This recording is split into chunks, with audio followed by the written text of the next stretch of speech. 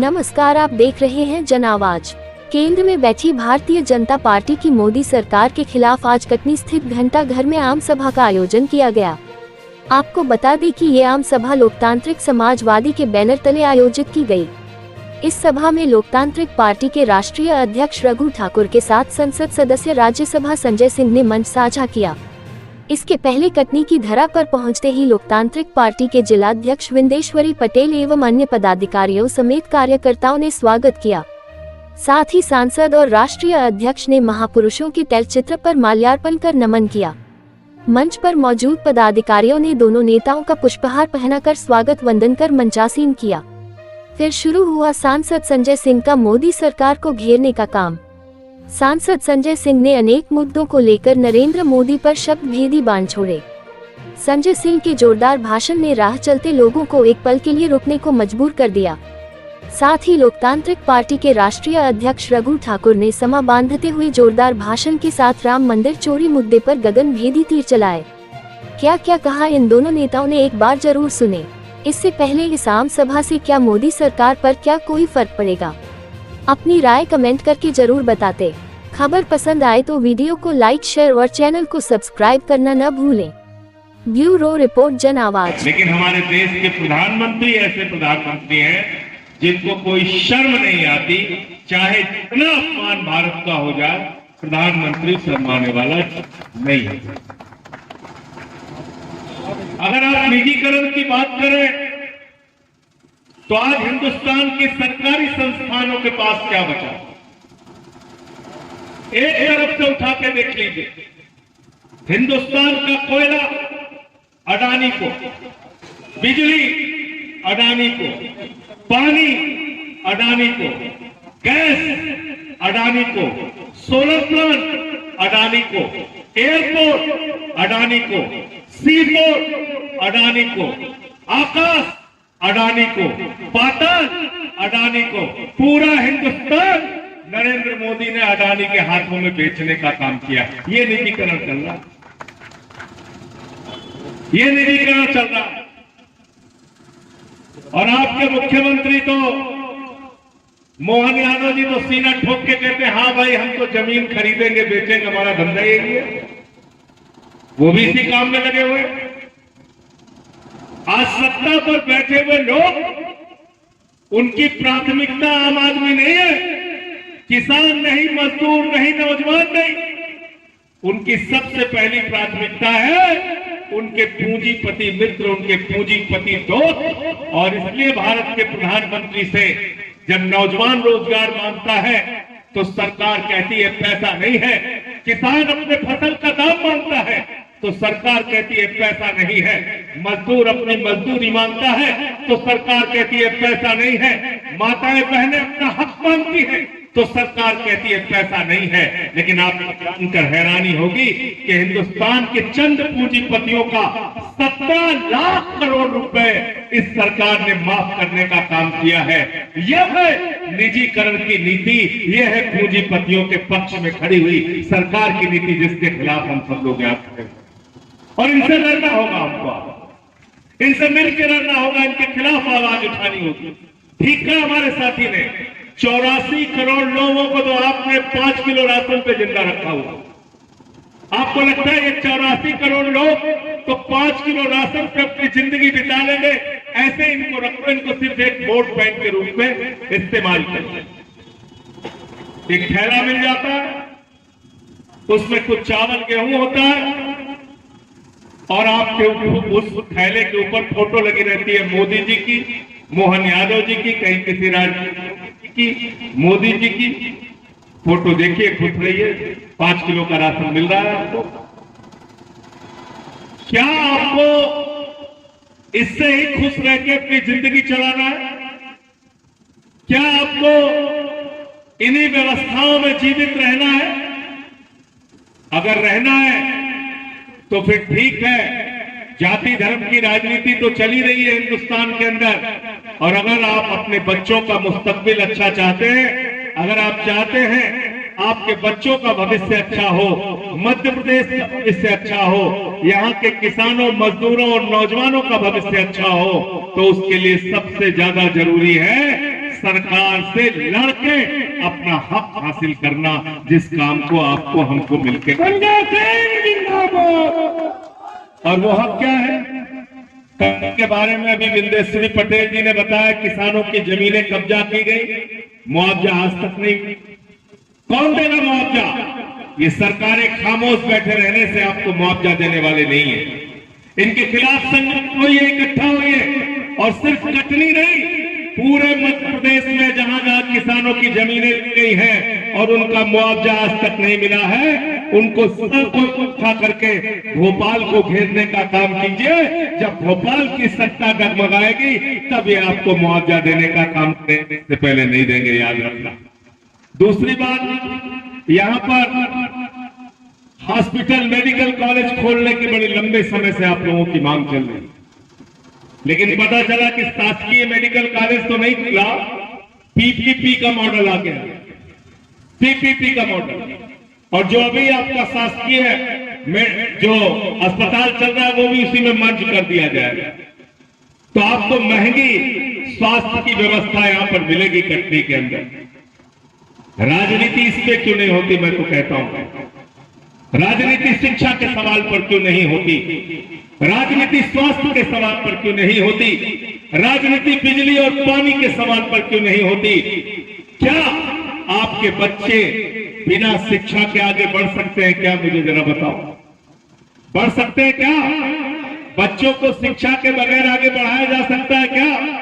शिक्षा की हालत क्या की है बीजेपी की सरकार ने? पिछले 10 साल के अंदर हिंदुस्तान में 1 लाख सरकारी स्कूल बंद हुए। 1 लाख सरकारी स्कूल, 1 लाख सरकारी स्कूल बंद हुए। 1,20,000 सरकारी स्कूल देश में ऐसे हैं जहां सिर्फ एक टीचर काम करते हैं। 1,19,000 सरकारी स्कूल ऐसे हैं जहां बिजली का इंतजाम नहीं है। 98,000 सरकारी स्कूल देश में ऐसे हैं जहां बच्चियों के लिए टॉयलेट का इंतजाम नहीं है, क्योंकि मोदी जी का नारा है अनपढ़ रहेगा इंडिया, तभी तो अंधभक्त बनेगा इंडिया। ये देश को अनपढ़ बनाना चाहते हैं, अंधभक्त बनाना चाहते हैं।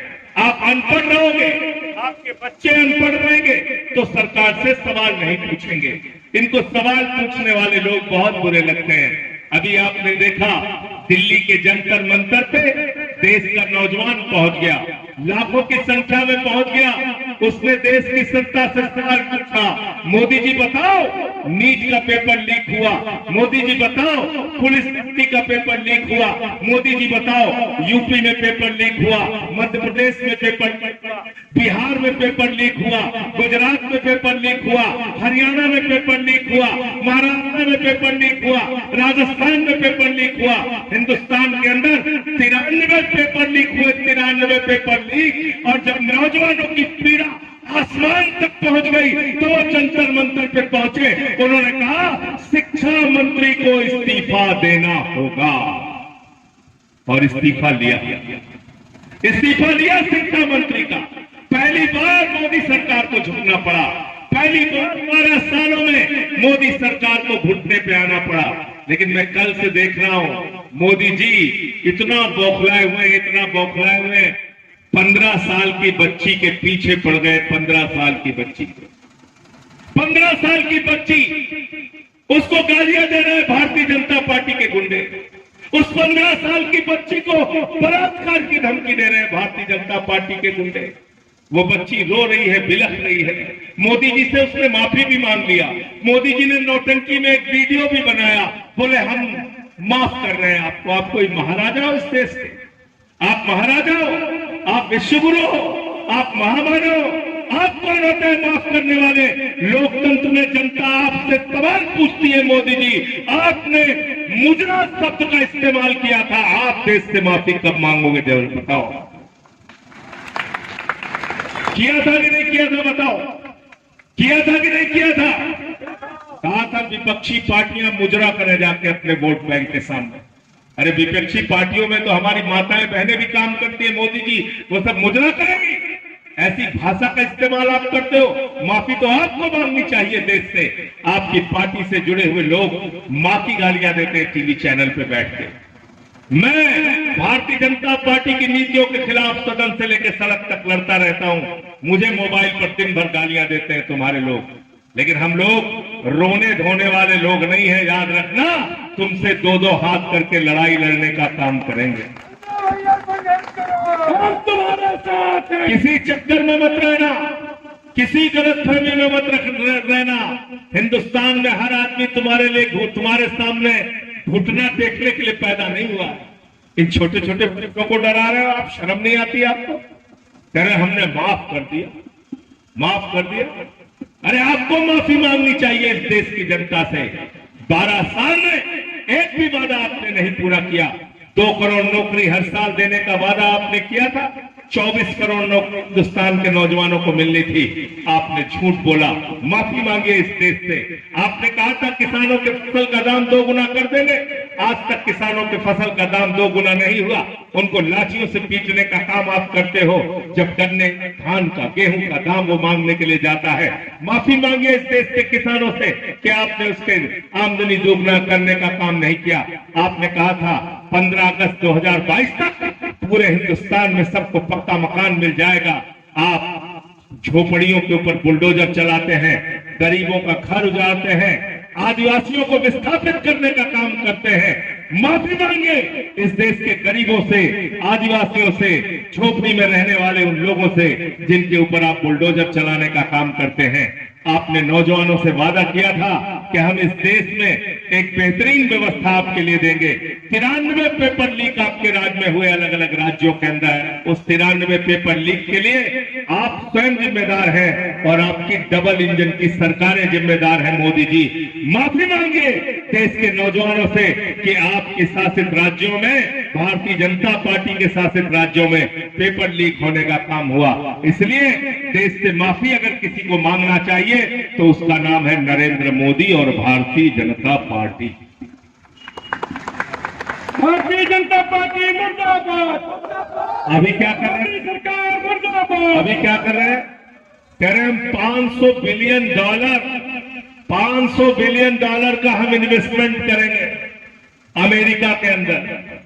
आपसे कह रहे हैं डॉलर बचाना है, पेट्रोल का इस्तेमाल कम करो, डीजल का इस्तेमाल कम करो। हमको विदेशों से तेल खरीदना पड़ता है। और अपने दोस्त अडानी से कह रहे हैं जाके अमेरिका में इन्वेस्टमेंट करो, हिंदुस्तान में इन्वेस्टमेंट मत करो। हिंदुस्तान में तो हम तुम्हें जो चाहोगे, जिस दाम पे चाहोगे दे देंगे। अब जो पैसा यहां से कमा रहे हो, लूट रहे हो, वो जाके अमेरिका में खर्च करो। ये हो रहा है इस देश के अंदर। अब एथेनॉल का मामला शुरू हो गया। E20 से गाड़ियां खराब हो रही है, कोई सुनने के लिए तैयार नहीं है। महंगाई आसमान पे है, कोई सुनने के लिए तैयार नहीं। चंद पूंजीपतियों के लिए सरकार चल रही है। 17 लाख करोड़ रुपए मैंने आपको बताया माफ किया, और कुल 42 कंपनियों का 3,53,000 करोड़ रुपए मोदी जी ने पूरी तरीके से माफ कर दिया। कितनी कंपनियों का? कितनी कंपनियों का? 42 कंपनियों का। 42 कंपनियों का कितना कितना लौट के लेके। मैंने तो मोदी जी से एक बार सदन में कहा, मैंने कहा मोदी जी छोटा कर्जा आपसे नहीं लेना चाहिए। बोले क्यों? मैंने कहा जो 20,000 का कर्जा लेता है उसका कॉलर पकड़ के आप हवालात में बंद कर देते हैं। जो 50,000 का कर्जा लेता है उसको पकड़ के आप हवालात में बंद कर देते हैं। जो 1 लाख का कर्जा लेता है उसको पकड़ के आप हवालात में बंद कर देते हैं। लेकिन अच्छा है विजय माल्या जो 9,000 करोड़ रुपए का कर्जा लेता है और हिंदुस्तान से आप उसको भगा देते हैं।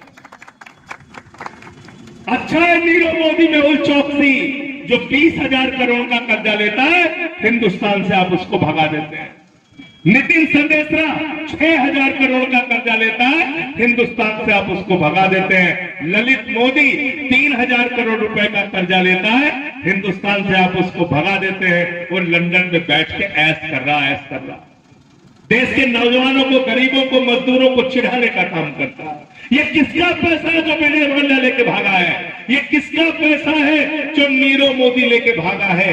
ये पैसा किसी और का नहीं, ये कटनी के छोटे व्यापारी, जबलपुर के व्यापारी, मध्य प्रदेश के लोग, देश के कर्मचारी, मजदूर और किसान का पैसा है। जो पैसा हम बैंकों में जमा करते हैं, मोदी जी उसको उठा के अडानी को और अपने पूंजीपति मित्रों को दे देते हैं।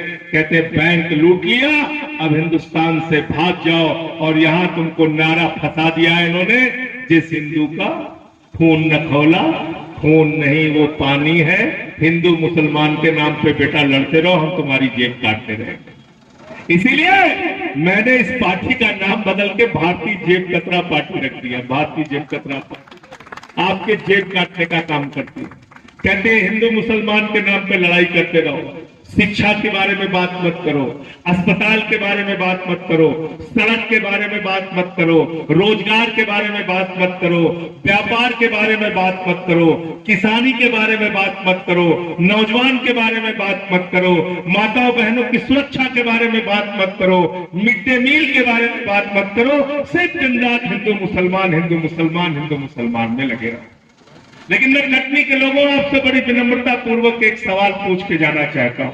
अगर 1 लाख सरकारी स्कूल हिंदुस्तान में बंद हो रहा है, तो जरा अपने दिल पे हाथ रख के पूछना कि करोड़ों बच्चे जो शिक्षा से वंचित होंगे, उसमें बड़ी संख्या हिंदुओं के बच्चों की होगी या मुसलमानों के बच्चों की, सिख के बच्चों की होगी या ईसाई के बच्चों की?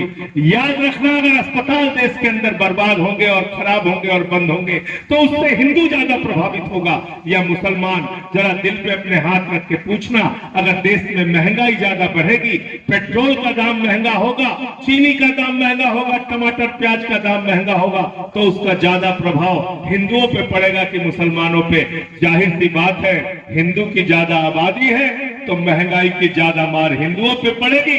शिक्षा में बच्चे ज्यादा आपके पढ़ने जाते हैं स्कूल, अगर स्कूल सरकारी बंद होंगे तो ज्यादा अनपढ़ बच्चे आपके पैदा होंगे। अस्पताल ज्यादा संख्या में अगर बंद होंगे तो अस्पतालों की बदहाली की मार ज्यादा आपको झेलनी पड़ेगी। तो सारा कष्ट, सारी तकलीफ, सारी बदहाली हिंदुओं को देकर कहते हैं जिस हिंदू का खून न खौला, खून नहीं वो पानी है। मैं तो कहना चाहता हूं मोदी जी, मेरा खून बहुत खौलता है, लेकिन खौलता इस बात पे है कि 1 लाख सरकारी स्कूल तुमने बंद क्यों किया। मेरा खून बहुत खौलता है, लेकिन खौलता इस बात पे है कि 20,000 करोड़ रुपए हमारे बैंकों से चुरा के तुमने नीरव मोदी को क्यों दिया। मेरा खून तो खौलता है, लेकिन इस बात पे खौलता है कि 9,000 करोड़ रुपए हमारे बैंकों का लुटा के तुमने विजय माल्या को हिंदुस्तान से भगा क्यों दिया। मेरा इन सवालों पे खून खौलता है कि आपके राज्यों में पेपर लीक क्यों हो रहे हैं और ब्लैक लिस्टेड कंपनियों को पेपर कराने का ठेका क्यों दिया जा रहा है। इन सवालों पे हमारा खून खौलता है, इन सवालों पे हमारा खून खौलता है। और अंधभक्तों के चक्कर में ज्यादा मत पड़ना, अंधभक्तों के चक्कर में ज्यादा मत पड़ना, अपने दिमाग का इस्तेमाल करते रहना। इनका एक नेता है हेमंत बिस्व शर्मा, मुख्यमंत्री आसाम का, कहता है मुसलमानों के यहां से सामान नहीं खरीदना है। मैंने कहा बेईमानों, जितना पेट्रोल डीजल आता है सब का सब गल्फ कंट्री से आता है, मुसलमानों के देश से। तय करो भाजपाइयों कि तुम अपने घर में गैस और तेल का इस्तेमाल नहीं करोगे जो मुसलमानों के देश से आता है। तय करो। देश की जनता को बेवकूफ समझते हो? मोदी जी, तुम्हारी पार्टी के सारे नेताओं के धंधे दुबई में, कतर में शेखों के यहां चलते हैं। मोदी जी को देखा है कि नहीं देखा है? जब वो जाते हैं अरब देश में दौरा करने के लिए, दोनों हाथ फैला के शेखों से ऐसे गले मिलते हैं जैसे कुंभ के मेले में बिछड़ा हुआ भाई। देखा नहीं देखा? देखा नहीं देखा? ऐसे गले मिलते हैं। कतर के मस्जिद में भी जाते हैं, ब्रुनोई के मस्जिद में भी जाते हैं, दुबई के भी मस्जिद में भी जाते हैं, लेकिन हिंदुस्तान के अंदर मुसलमानों के खिलाफ नफरत फैलाने का काम करते हैं। इसलिए मैं आप सबसे कहना चाहता हूं, अपने भविष्य को लेकर सावधान रहिए, हिंदुस्तान के भविष्य को लेकर सावधान रहिए। ये निजीकरण निजीकरण निजीकरण, हर चीज का निजीकरण हो जाएगा तो आपको फिर कोई पूछने वाला नहीं है। रेलवे के बारे में बात कीजिए, कहते हैं रेल घाटे में है। कोयला के बारे में बात करें, कहते कोल इंडिया, इसका निजीकरण। स्टील प्लांट में है, इसका निजीकरण। यहाँ कोई व्यापारी है? कोई व्यापारी है आसपास? आप है व्यापारी? इधर आइए, इधर आइए। अगर मैं आपको कहूं कोई घाटे का सामान खरीदने को, तो आप खरीद? कभी नहीं, कभी नहीं। घाटे का सामान खरीदेंगे? कभी नहीं। कोई घाटे का माल बेचो तो आप खरीदेंगे? कभी नहीं करी। तो बताइए, रेल घाटे में है तो उसको कौन दरिया दिल व्यापारी है जो खरीदेगा? इसका मतलब झूठा प्रचार किया जाता है कि जो हमारी सरकारी कंपनियां हैं घाटे में है और उसको निजी हाथों में बेचा जाता है। इनके झूठे प्रचार के अंदर आपको नहीं फंसना है। आज हर व्यवस्था अगर सरकारी हाथों से निकल के निजी हाथों में चली जाएगी तो याद रखना, वो सिर्फ और सिर्फ आपसे माल कमाने का काम करेंगे, सिर्फ और सिर्फ माल कमाने का काम करेंगे। इसलिए इस सभा में आप आए हैं, आदरणीय रघु ठाकुर जी को आप सुनेंगे। हमने भी राजनीति का कटहरा रघु जी से सीखा और उसमें चंपत राय थे, सिंघल जी थे, एक भी कोई उद्योगपति था। राम की आस्था के नाम पर सीधे पर गोली खाने वाला गरीब होता है और राम के चंदे की चोरी के नाम पर अमीर होता है, अमीर होता है। ये भगवान को देते नहीं, भगवान से लेते हैं। जिस दिन ये हुआ प्राण प्रतिष्ठा, उस प्राण प्रतिष्ठा में 8000 लोग बुलाए गए। समझ लेना हिसाब किताब कितने? 8000। तो खर्चा मालूम कितना हुआ? राम मंदिर के ट्रस्ट के पैसे से खर्चा होता है 170 करोड़ रुपया। एक आदमी के ऊपर, एक मेहमान जो पैसे वाले आए उनके ऊपर खर्च होता है 1,10,000 रुपया। हम पूछना चाहते हैं, आप लोग कोई राम मंदिर गए नहीं गए? अयोध्या गए थे? कोई गए रही है अयोध्या? आपके ऊपर कोई एक पैसा ट्रस्ट ने खर्च किया? आपके ऊपर खर्च नहीं किया। खर्च किस पे किया?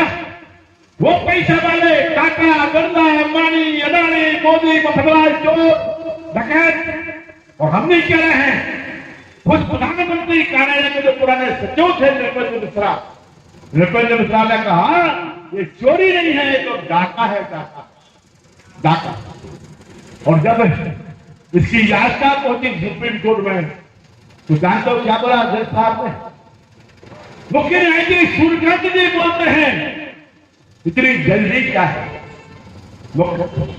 मुख्य न्यायाधीश महोदय सूर्यकांत जी, जिसके साथ देश के 50 करोड़ 60 करोड़ जनता की आस्था जुड़ी हुई है, उसको कहते हो वो जल्दी क्या है? और जो देश का चोर आता है उसको बोलते हैं बहुत जल्दी है, जल्दी फैसला करो। अब एक वकील साहब था प्रबल प्रताप, और एक गाली भी मुख्य न्यायाधीश के नाम पर। अब मैं गाली को प्रमुख से नहीं कहना चाहता हूं, और एक बार जरूर पूछना चाहता हूं कि पिछले 70 साल से संविधान के लागू होने के बाद हिंदुस्तान का सुप्रीम कोर्ट बना हुआ है। क्या हिंदुस्तान के सुप्रीम कोर्ट के मुख्य न्यायाधीश के ऊपर इसके पहले कभी जूता फीका, कभी गाली दी गई? इसका मतलब है कि सर्वोच्च न्यायालय जनता की नजरों में विश्वास नहीं बन चुका है, समझ नहीं सकता है। संसद पर विश्वास नहीं, संसद मोदी गुलाम बन गई है। एक संजय को छोड़ के बकाया वहां बगैर पूछ वाले गए, ये तो लड़का पर बकाया, पर संस्था के तौर पर विश्वास है, सरकार के प्रति अविश्वास है, प्रशासन के प्रति अविश्वास है। जो हिंदुस्तान के संविधान की संस्थाएं होती हैं, नंबर 1 न्यायपालिका। सभी पत्रकार बंधुओं को नमस्कार। आज देश में बढ़ते हुए निजीकरण के खिलाफ रघु ठाकुर जी के नेतृत्व में यहाँ ये सभा हुई कटनी के अंदर। अभी एक बड़ी भयावह स्थिति देश के सामने ये है कि किसान के लिए, रोजगार के लिए, फसल के दाम के लिए सरकार के पास पैसा नहीं है, लेकिन 17 लाख करोड़ रुपए चंद पूंजीपतियों का सरकार ने माफ किया। 43 पूंजीपतियों का 3.5 लाख करोड़ रुपए माफ किया। हालत यह है हिंदुस्तान की अर्थव्यवस्था की कि हम 300 लाख करोड़ रुपए के कर्ज में डूबे हुए हैं मोदी जी के राज में। हालत ये है कि हम कहते हैं हम दुनिया की 5वीं बड़ी अर्थव्यवस्था हैं, लेकिन प्रति व्यक्ति आय के मामले में हिंदुस्तान 142वें नंबर पे खड़ा है। और जो बड़े परिश्रम से इस देश के करोड़ों लोगों ने संस्थाएं बनाई, उन संस्थाओं को मोदी जी बेचने का काम कर रहे हैं। चाहे रेल हो, चाहे कोल इंडिया हो, चाहे स्टील प्लांट हो, चाहे गैस हो, चाहे बिजली हो, चाहे पानी हो, हर संस्था को खाली निजीकरण। इससे सरकारी नौकरियां खत्म होंगी, बेरोजगारी देश के अंदर बढ़ेगी और चंद पूंजीपतियों को इसका लाभ मिलेगा। आम जनता के ऊपर आर्थिक भार बढ़ेगा। ये आज इस सभा के माध्यम से हमने लोगों को बताने का काम किया। विंदेश्वरी पटेल जी ने भी एक मुद्दा उठाया था कि यहाँ पर मेडिकल कॉलेज के लिए लंबे समय तक आंदोलन चला, लेकिन बावजूद इसके यहाँ पे सरकारी मेडिकल कॉलेज के बजाय पीपीपी मेडिकल कॉलेज लाया जा रहा है, जिसमें जनता के ऊपर स्वास्थ्य के नाम पे एक बड़ा बोझ पड़ने वाला है। तो इसके लिए हम लोग एक बड़ा आंदोलन जब भी यहाँ पर तैयारी हो जाएगी तो हम लोग करेंगे। और हमारी सरकार से मांग है कि यहाँ पे शासकीय मेडिकल कॉलेज खोला जाए, ये पीपीपी मॉडल का मेडिकल कॉलेज नहीं चलना चाहिए। तीसरा मुद्दा था कि इस वक्त एक बड़े आंदोलन के बाद शिक्षा मंत्री का इस्तीफा हुआ, जिसमें 93 पेपर लीक का मुद्दा नौजवानों ने उठाया, नीट के पेपर लीक का मुद्दा नौजवानों ने उठाया, 21 बच्चों ने आत्महत्या की थी वो मुद्दा नौजवानों ने उठाया, और मजबूरी में प्रधानमंत्री जी को शिक्षा मंत्री का इस्तीफा लेना पड़ा। लेकिन उसके बाद जिस तरह का रुदन प्रतिदिन कैमरे पे आके प्रधानमंत्री जी कर रहे हैं और देश के अपने जो गुंडा एलिमेंट हैं उनको भड़काने का काम कर रहे हैं, वो ठीक नहीं है। उनके इस भड़काऊ तरीकों से आज ये हालत हो गई है कि 15 साल की बच्ची को, जिसके ऊपर इल्जाम है कि उसने गाली दिया था, उस बच्ची को माफी भी मांगनी पड़ी और उसको बलात्कार की धमकी दे रहे हैं। उस मासूम बच्ची को बलात्कार की धमकी दी जा रही है, उसको मार के नाले में फेंकने की धमकी दी जा रही है। ये कौन सा न्याय है आपका प्रधानमंत्री जी? आप कह रहे हैं आपने सब बच्चों को माफ कर दिया। अरे भाई, महाराजा है क्या आप? माफी तो आपको मांगनी चाहिए। आप मुजरा जैसे शब्दों का इस्तेमाल करते हैं। आपके प्रवक्ता टीवी चैनल पे बैठ के माँ की गालियां देते हैं। आपके लोग कितनी भद्दी भद्दी भाषा बोलते हैं। ये कंगना रनौत, ये सांसद, इसने कहा कि वहां पे जो बच्चियां आई उनके कई पुरुषों से यौन संबंध बनाती हैं। इस तरह की गंदी टिप्पणी और गंदी बयानबाजी करने वाले लोग आपकी पार्टी में भरे हुए हैं, और आप बच्चों को टारगेट करने में लगे हुए हैं। उनको लगातार ऐसा भाषा का ज्ञान दिखा रहे हैं जैसे मालूम पड़ रहा है कि आप पता नहीं कितने संस्कारी हैं।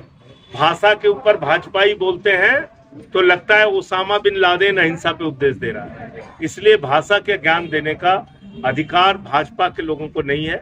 सबसे गंदी भाषा, सबसे घटिया भाषा इस देश के प्रधानमंत्री और उनकी पार्टी के लोगों की है। तो मुझे इतनी बात कहनी थी। आपका कोई प्रश्न हो? प्रधानमंत्री धर्मेंद्र प्रधान के इस्तीफे के बाद भारतीय जनता पार्टी गैर भाजपा शासित राज्यों के शिक्षा मंत्रियों को भी घेर रही है, जिसमें से पंजाब भी एक है। उनका कहना है कि पंजाब में भी पेपर लीक हुए हैं, तो पंजाब का शिक्षा मंत्री इस्तीफा क्यों नहीं दे रहा? चुनौती देना चाहता हूं आपके माध्यम से, और मेरी चुनौती उन तक पहुंच जाए तो मैं बड़ा खुश होऊंगा।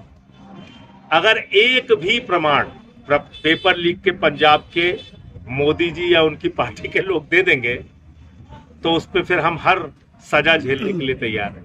वहां पेपर लीक नहीं हुआ, वहां नकल हो रही थी। एक कॉलेज में नकल करने वाले लोग पकड़े गए, उनको गिरफ्तार किया गया, उनको जेल में डाला गया। कोई पेपर लीक नहीं हुआ। लेकिन भारतीय झूठा पार्टी है, झूठ बोलने में मास्टर है, कोई भी चीज फैला देती है। ये मैं पूरी जिम्मेदारी से आपके सामने कह रहा हूं। चुनाव को लेकर जिस तरह से अभी माहौल चल रहा है, तो क्या लग रहा है किस तरह का, कौन सी पार्टी कहाँ पे में उपचुनाव जो चल रहा है उसको देखिए, अब उसका परिणाम तो कल आ जाएगा, सामने हो जाएगा। ये जरूर है कि जो बीजेपी के कैंडिडेट थे उनका टिकट काट दिया गया था, नरोत्तम मिश्रा जी का। तो मुझे लगता है कि इनकी अंदरूनी लड़ाई का लाभ विपक्ष को मिल सकता है। आम आदमी पार्टी से आप आते हैं, आज का कार्यक्रम जिस बैनर तले है, इसके पीछे का ये दोनों का आपस में, आपको ये नहीं मालूम कि रघु ठाकुर जी हमारे राजनीतिक गुरु हैं और अभी हमने यात्रा की थी सरयू से संगम, तो आशीर्वाद देने के लिए आम आदमी पार्टी के कार्यक्रम में रघु जी पहुंचे थे। तो जो भी जनहित के इतने बड़े मुद्दे पे लड़ाई लड़ रहे हैं रघु जी, तो हमारी जिम्मेदारी है हम उनका साथ दें। हम लोगों की विचारधारा एक है। आप कटनी की धरती पे आए हैं, कटनी में कितना विकास हुआ है इस पे आपने कोई चर्चा नहीं की अभी तक? मैंने जो बातें जानकारी मिली थी बिंदेश्वरी जी और हमारी पार्टी के साथियों ने जो बताया था, उसके हिसाब से मेडिकल कॉलेज एक बड़ा मुद्दा है, जमीनों का मुआवजा एक बड़ा मुद्दा है। तो कटनी के जो और भी स्थानीय मुद्दे होंगे उसको लेकर अगर आगे कोई लड़ाई होती है तो उसमें हम लोग शामिल। सर, जैन जी प्रोटेस्ट के बाद जैन जी के जो बच्चे हैं उनको गालियां और तरह तरह के हथकंडे अपना करके उनको प्रताड़ित किया जा रहा है। जैन जी डरने वाले नहीं है, अब तो जैन अल्फा खड़े हो गए। उनसे छोटे बच्चे अब निकल के आ रहे हैं कि हमारे स्कूल में पंखा नहीं है, टॉयलेट नहीं है, बैठने का इंतजाम नहीं है। हमारे यहाँ लखीमपुर में हुआ उत्तर प्रदेश में, लेकिन मोदी जी की प्राथमिकता नहीं है ना। मोदी जी तो हमारे यहाँ गए थे सभा में यूपी में, बोले हाँ भाई बताओ गांव गांव में कब्रिस्तान है तो शमशान होना चाहिए कि नहीं होना चाहिए। तो आप समझते हैं कि अब मोदी जी की प्राथमिकता स्कूल अस्पताल बनाने की नहीं है, अभी तो शमशान बनाना चाहते हैं गाँव गाँव। तो आप समझते हैं कि देश का युवा और किसान सब जाग रहा है, तो मोदी सरकार की उल्टी गिनती शुरू हो गई है। आपको से मालूम पड़ जाएगा। अभी भारत सरकार का एक घोषणा पत्र जारी हुआ है, उसमें उन्होंने कहा है कि कोई भी मुख्यमंत्री और प्रधानमंत्री जी या वगैरह कोई भी आने वाले 1 महीने कोई सभाएं नहीं करेंगे। उन्हें खतरा है कि जहाँ जाएंगे वहाँ ही अल्फा और जैन खड़े हो जाएंगे, तो इसका जो परिणाम होगा वो आप देख रहे हैं। तो जो सरकार सभाओं करने से डरने लगी है, जो मोदी जी का 56 इंच का सीना था, तो सभा करते थे वो तब 56 इंच के हैं, आज फिर छिपाते फिर रहे हैं, तो उनके जाने में कोई संशय है क्या? थोड़ा सा हिम्मत करो, संशय चला जाए। सर, पूरा विपक्ष एकजुट होकर के सरकार के विरुद्ध लड़ाई क्यों नहीं लड़ पा रहा है? कई मुद्दों पर जो है भिन्नता नजर आती है, वो दिखाई देती है। जो विपक्ष है वो एकजुट। लोकतंत्र के लिए अच्छा है, मतभेद होना अच्छा है, और जो राजनीतिक द्वेष है वो ठीक नहीं है। राजनीतिक द्वेष रख के मोदी जी काम करते हैं। धन्यवाद।